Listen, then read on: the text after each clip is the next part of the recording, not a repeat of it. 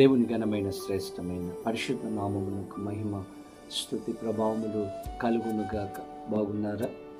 పరిశుద్ధాత్మ దేవుడు మరొక నూతన దినాన్ని మన జీవితంలో ఆయన అనుగ్రహించి ఉన్నారు.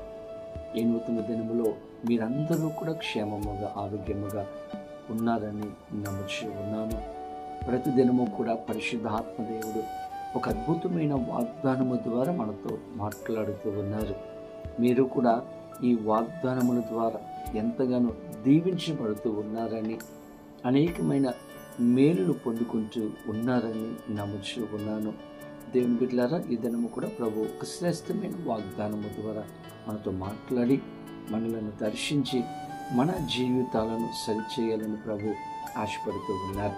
మీరు కూడా సిద్ధంగా ఉన్నారని నమ్ముచూ ఉన్నాను.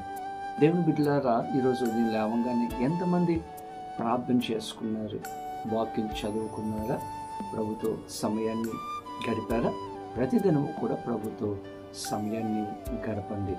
ఈ దినం ప్రార్థన చేసుకుని ప్రభు సిద్ధపరిచిన వాగ్దానమును పొందుకుందాం. తలల వంచండి, ప్రార్థన.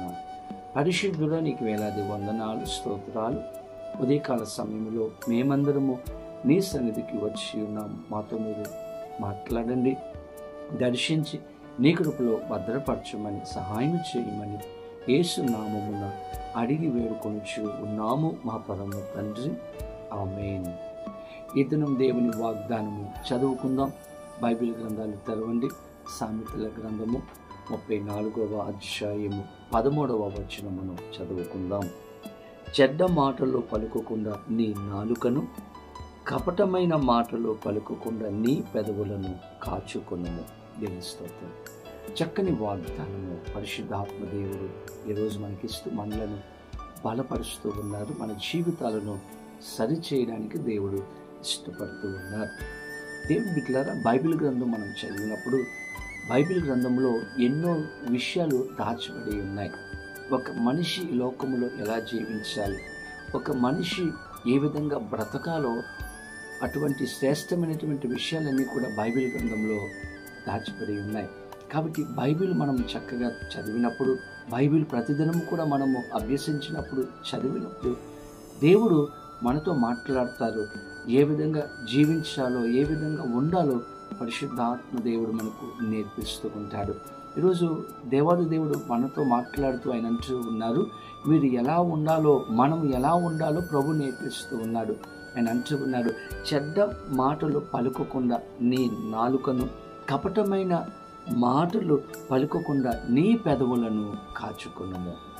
ఈరోజు మన యొక్క నాలుక, మన యొక్క పెదవులు మనము కాచుకోవాలి. చెడ్డ మాటలు పలుకకుండా, దేవుని బిడ్డల కపటమైన మాటలు మనం పలుకకుండా ఈరోజు మనము జాగ్రత్త పడాలి అని దేవుని యొక్క వాక్యం తెలియజేస్తుంది. అనేక మార్లు ఈ నోటి నుంచి మనం ఎన్నో మాటలు మనం పలుకుతూ ఉంటాము.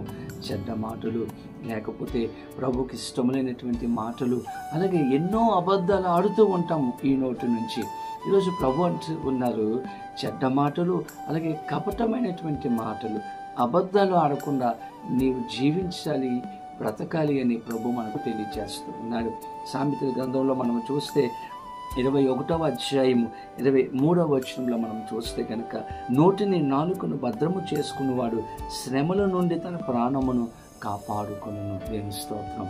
నోటిని నాలుకను కాపాడుకునేవాడు, భద్రము చేసుకునేవాడు శ్రమల నుండి కాపాడబడతాడంట. దేవుని స్తోత్రం.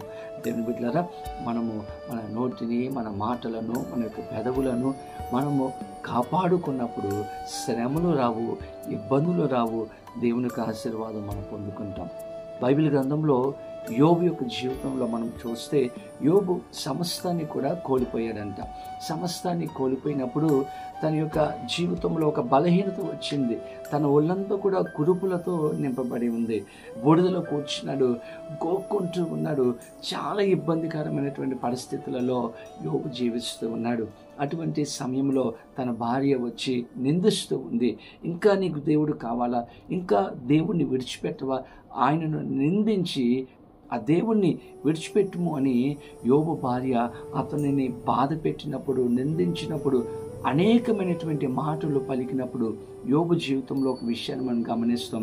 యోబు గ్రంథము 2వ అధ్యాయము 10వ వచనం మనం గమనిస్తే, అందుకతడు మూర్ఖురాలు మాట్లాడునట్లు నీవు మాట్లాడుచున్నావు, మనము దేవుని వలన మేలు అనుభవించుదుమా, కీడును మనము అనుభవింప తగదా అనెను. ఈ సంగతులలో ఏ విషయం అందును యోబు నోటి మాటతోనైనను పాపము చేయలేదు. దేవుని స్తోత్రం. యోబు జీవితం మనకు ఒక మాదిరి. తన భార్య ఎన్నో మాటలు అంటూ ఉంది, నిందిస్తూ ఉంది, కానీ ఒక్క మాట కూడా పలకలేదంట, పాపము చేయలేదంట. తన నోటి మాటతో పాపం చేయలేదు. దేవునికి ఇష్టకరమైనటువంటి జీవితాన్ని యోబు లోకంలో జీవించాడు. తన మాట ద్వారా పాపం చేయలేదు, తన మాట ద్వారా దేవునికి అపకీర్తి తీసుకుని రాలేదు, కానీ దేవునికి మహిమకరముగా యోబు జీవించాడు. అందుకే యోబు జీవితంలో రెట్టింపు ఆశీర్వాదమును యోబు పొందుకున్నాడంట. ఈరోజు దేవుని వాక్యం తెలియజేస్తూ ఉంది, చెడ్డ మాటలు పలుకోకుండా నీ నాలుకను, కపటమైన మాటలు పలుకోకుండా నీ పెదవులను కాచుకొనుము. కాపాడుకున్నప్పుడు, భద్రం చేసుకున్నప్పుడు యోబులాగా మనము కూడా దీవించబడతాం. అవసరమైన మాటలు మాత్రమే మనం పలికినప్పుడు దేవుని కృపను పొందుకుంటాం. అటువంటి కృపా సహాయములు పరిశుద్ధాత్మ దేవుడు వీడియో చూస్తున్న ప్రతి ఒక్కరికి అనుగ్రహించి సహాయం చేయనుగాక. ఆమేన్. ప్రార్థన. పరిశుద్ధులు నీకు వేలాది వందనాలు, స్తోత్రాలు. ఉదయకాల సమయంలో మేమందరం నీ సన్నిధికి వచ్చి ఉన్నాము తండ్రి.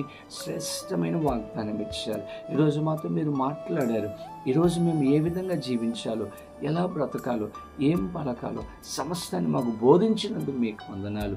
మేము కూడా యోబులాగా జీవించడానికి అయ్యా మాకు సహాయం దయచేయండి. ఈ ప్రార్థనలో ఏకీభవించే ప్రతి బిడ్డ జీవితంలో అద్భుతమైన కార్యములు చేయమని, సహాయము చేయమని, దీవించమని యేసు నామమున అడిగి వేడుకొనుచు ఉన్నాము మా పరమ తండ్రి. ఆమేన్. తండ్రి, కుమార, పరిశుద్ధాత్మ త్రియేక దేవుని యొక్క దీవెన ఆశీర్వాదము సదాకాలము కలుగునుగాక. ఆమేన్. దేవుడు మిమ్మలను దీవించునుగాక. ఆమేన్.